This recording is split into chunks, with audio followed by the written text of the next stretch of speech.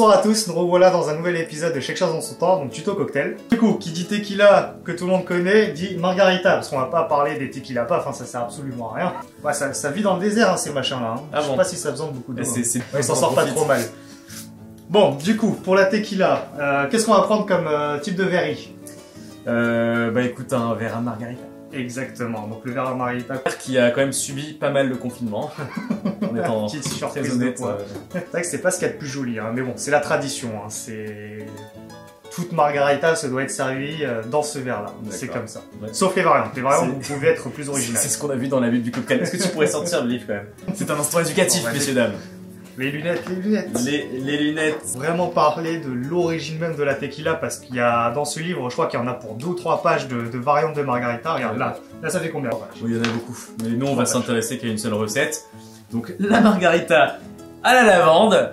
C'est très marseillais. J'ai entendu que l'origine était due à une demoiselle de la haute société qui adorait justement ce petit mélange de citron et tequila et qui s'appelait donc Marguerite, donc margarita en version espagnole. Les bases, c'est comme les tequila paf, on a une base de citron, de tequila et il y aura toujours du sel. Ce cocktail, ce qu'on va commencer à faire, le sel, contrairement à la tequila, enfin ça va être sur le même principe au final que la tequila paf, c'est qu'on va pas l'introduire directement dans le verre, on va l'utiliser en ce qu'on appelle le rim. Un rim, c'est justement toutes ces bordures là que vous pouvez voir sur les cocktails en général. À ne pas confondre avec la rime. Et vous prenez un petit fond d'assiette avec un peu de sel déposé dedans. Alors ce qu'on va faire pour faire le rim, c'est qu'en général ce que vous voyez dans les terrasses, ce qui est assez kitsch des années 80, c'est qu'ils utilisent du sirop et qu'ils rajoutent du sucre en plus de ça. Donc là pour le coup l'équilibre il y sera pas du tout.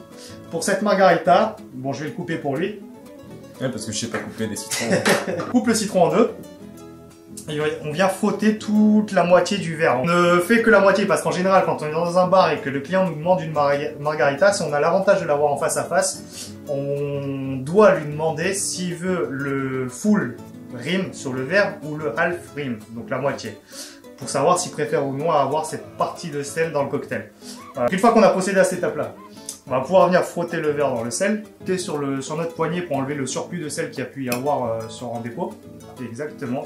Et voilà, donc là la première étape est terminée. Notez cette précision, cette délicatesse. C'est une catégorie de cocktail qu'on va servir sans glaçons dans le verre. Vu qu'on n'a pas de glaçons dans le verre et qu'on veut garder au maximum la fraîcheur, on va venir givrer notre verre. Donc ce qu'on va faire, c'est rajouter des glaçons directement dans le verre. Avec la glaçonnette. Ce qui va nous permettre de pré-refroidir et de maintenir la température le temps qu'on prépare notre cocktail. C'est mieux de le faire avec de la glace pilée si jamais vous en avez, ou alors si avec des glaçons comme celui-ci, vous pouvez rajouter un peu d'eau. Qu'est-ce qu'on fait après tout ça? On refroidit bien le verre. Voilà, comme ça, hop. Bon, on est pas mal. Une fois qu'on a fait ça, on prend notre shaker. Un shaker, c'est l'ensemble. Le shaker. Là, il y a voilà. un truc là. Donc si jamais, pour les prochaines vidéos, si je vous dis de prendre votre tin, un tin c'est l'une des 2 parties des shakers. Donc ça c'est le petit tin, le grand tin. À ne pas confondre avec la tétine. Alors on prend le petit tin cette fois-ci, donc on prépare toujours nos préparations dans la petite partie du shaker. Donc le petit tin. Le grand tu le laisses à côté, c'est parfait. En temps normal, le grand classique de la margarita veut que on utilise pour la partie sucrosité, hashtag sucrosité. Sucrosité. On utilise du sirop d'agave pour le cocktail. Donc on est sur 2 cuillères de bar. Pour ceux qui aiment le sucre, moi je vais remettre 2. Magnifique. Margarita a dit citron, donc citron vert. Donc un demi-citron équivaut à en moyenne 2,5 centilitres. Soyez pas trop pressé. C'est notre citron, ce qui vient agrémenter tous les arômes qu'on peut retrouver dans la margarita, ça va être quoi? Dans la famille. Alors on a papaye. La papaye. Toi est belle, comment la papaye. On va prendre un produit français. Ah, on est sur du Cointreau. Liqueur d'orange. Alors Cointreau c'est une marque déposée, mais si vous voyez du triple sec au supermarché, c'est exactement la même chose. Un seul centilitre. Parce qu'on veut que ça soit juste en arrière-goût, qu'on le sente en fin de bouche. Qu'on ait l'impression d'avoir, enfin c'est pas une impression, on va avoir ces huiles apportées par les zestes utilisés pour la conception de cette liqueur-là. Une fois qu'on a agrémenté notre acidité, notre sucre, le petit arôme avec la liqueur, qu'est-ce qui vient apporter du corps au cocktail? Une bonne contrebasse. On va jouer du gros blues en live, vous allez voir, ça va être magnifique. Le corps de ce cocktail va être amené par le spiritueux, l'alcool. Là, en l'occurrence, la tequila. Normal pour ce cocktail-ci, on utilise de la tequila silver, de la tequila blanche. Malheureusement, comme on vous a dit tout à l'heure, on n'a pas pu en acheter au supermarché. On a fait avec ce qu'on avait dans la réserve. On est sur une base de tequila reposado. Qu'est-ce que ça veut dire reposado? Ça veut dire qu'elle a été traduction littérale, reposer. Donc il s'agit tout simplement d'un vieillissement de 3 mois minimum à 1 an. Donc ce qui leur donne cette petite couleur un peu ambrée, un peu plus ronde en bouche, un peu plus fumée également aussi, un peu plus tourbée. Mais on vous conseille quand même d'utiliser la Silver. Pour équilibrer la quantité d'alcool, on a mis 1 centilitre de Cointreau. Pour rester à peu près sur des bases de 4 centilitres, on va mettre 3 centilitres de tequila. Magnifique. Parce que sinon ça va vous attaquer, vous ne pourrez pas en boire plus d'une. Hein. On est vraiment sur quelque chose de très simple à reproduire à la maison. Ah ça oui. Voilà, mais je pense que vous pouvez très bien le faire. Est-ce que poner el hielo adentro? Si. Et dale un pequeño shake. Si, si. Dale, hombre. Vale. Alors un peu de glaçon. Ok. Comme toujours. Hein. On respecte toujours la règle du full ice. N'oubliez jamais. Parce que si vous shakez avec 2 ou 3 glaçons, votre cocktail sera surdilué. Donc là, on peut le refermer. Et comme on l'a fait dans le tuto de la dernière fois, il y a une partie qui est plus fermée que l'autre. On retourne le shaker, magnifique, et on shake avec un grand sourire. Tape à 9h Voilà. pour que ça se dévisse tranquillement. Bien, quand il est bien givré, hein. Quand il vous glace bien les doigts. Et on ne veut pas garder les glaçons et l'eau qu'on a utilisée pour givrer le verre. Donc on va les retirer du verre. On s'en fait. Utilisez notre passoire clean qui est très importante pour celui-ci. Parce que tout cocktail qui sera servi dans ce type de verre où on n'utilise pas de glace dans le verre, on ne veut pas de petits morceaux de concasse de glace qui ont été produits pendant le shake. On veut un liquide pur, limpide, sans petits résidus en fait. Donc magnifique, on filtre le tout, pratiquement prête. Qu'est-ce qu'on fait après ça? On déguste. La napkins. Magnifique. Alors certains bars vont vous dire voilà petite tranche de citron et tout, mais moi je sais que je l'ai apprise comme ça. Le classique n'est qu'avec le rime de sel et ça s'arrête là. Alors vous choisissez si vous préférez boire du côté où il n'y a pas de sel ou du côté où il y en a. Moi je préfère avec le sel, mais un poil plus sucré quand même. Mais ça c'était ce que t'aimes bien ça. Mais elle est bonne, très bonne. L'avantage du sel c'est vraiment que ça va venir équilibrer cette acidité là en fait. Ouais. Qu'est-ce qu'on fait là? Qu'est-ce qu'on fait après avoir fait le classique? Comme tous nos tutos. On fait un petit twist. Exactement. Donc c'est une petite signature que j'avais proposée dans un bar où je travaillais avant. Là, on va le simplifier parce que il y a certains ingrédients qu'on va pas pouvoir vous présenter. Ça va être trop compliqué, je pense, pour pouvoir les réaliser chez vous. Donc ce qu'on fait, la variante, on va s'inspirer donc toujours les mêmes bases, hein, citron, sel, tequila. On va remplacer le sucre par un petit sirop maison qu'on va regarder quand. Tout de suite. Il te faudra 200 g de miel, 2 piments oiseaux, 2 tours de moulin à poivre, 200 g d'eau, tu secoues, tu t'arrêtes pas et c'est bon.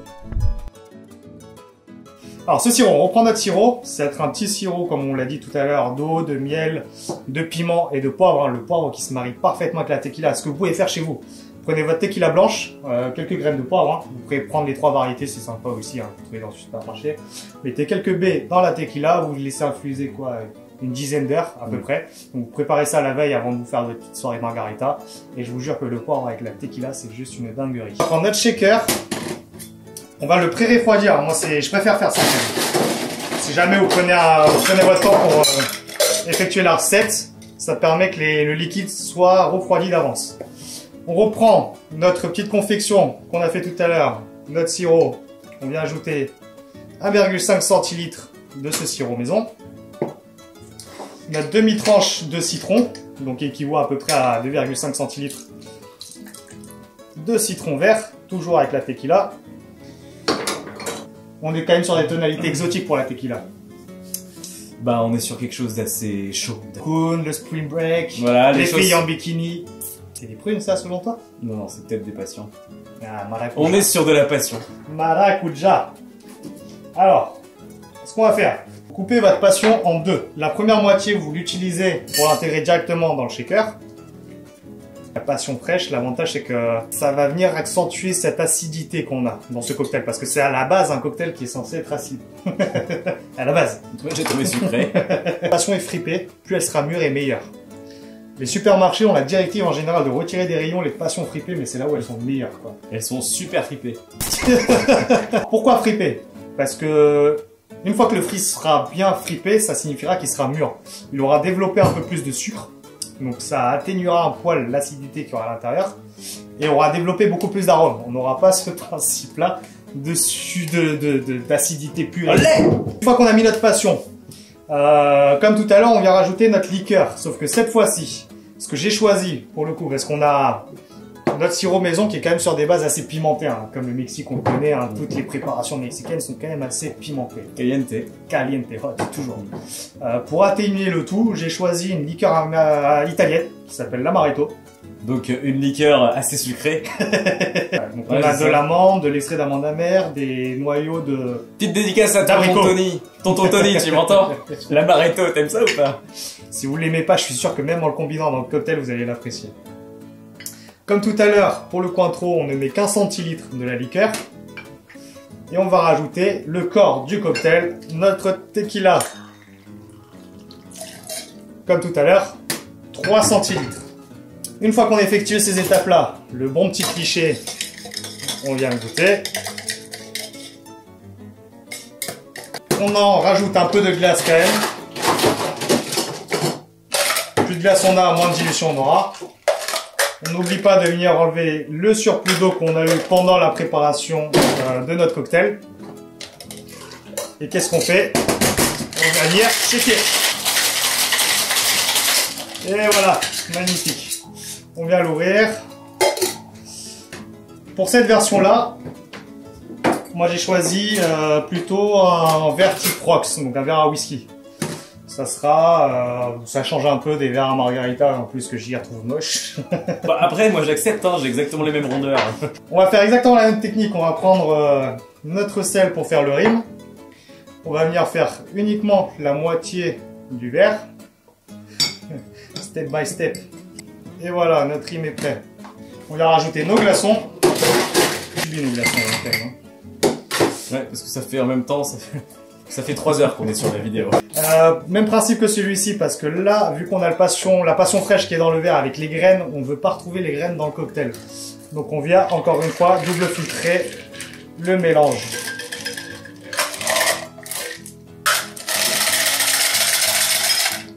Sur ce genre de cocktail, vu qu'on a fait un rime, le but est que le sel se mélange à l'ensemble du cocktail, on ne va pas mettre de paille. Pour la décoration, ce qu'on va faire, c'est qu'on va recouper notre moitié de passion, on va la recouper en deux. Le quart de la passion dans le verre. On vient se munir d'une petite tête de menthe qui vient nous rajouter un peu de fraîcheur. Hein. Et pour faire un petit raccord avec cette petite préparation maison, on peut mettre un petit piment oiseau séché par-dessus. En parlant de piment, est-ce qu'on goûterait pas ce petit piment? Bon, alors on va d'abord goûter le cocktail quand même. Ok, et on trinquera après avec ce petit piment. Ça peut être très dangereux. Donc napkins, et voilà, prêt à être servi. Donc vous voyez la petite menthe, le petit piment, la passion, le rime de ce côté-ci, et il n'y a plus qu'à déguster. Je te prie, à toi l'honneur. Ce que je te conseille, Gir, ça va être de prendre ce petit quart de passion que tu vas croquer avant de boire le cocktail. Très bien. On va tenter tout ça.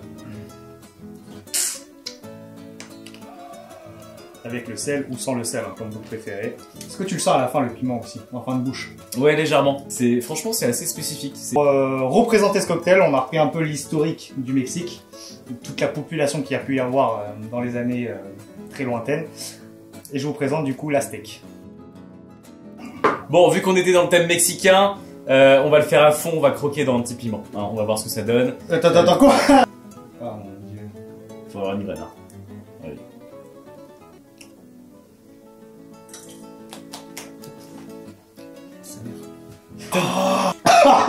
J'ai l'habitude de manger épicé, mais alors là, putain. Oh putain, t'es tout rouge. Ah. Vas-y, j'ai cherché un verre de lait. Ça me brûle. Tiens. Allez, pardon, excuse-moi, mais là. Bon, on va pas faire chez soi. Hein. Non, sortez pas. Allez, à la tienne. Santé à vous tous. Et n'hésitez pas à liker et puis partagez, suivez notre chaîne. Et puis votez pour le cocktail que vous avez préféré, le numéro 1 juste ici, ou le numéro 2. Hasta la vista, baby. Yeah.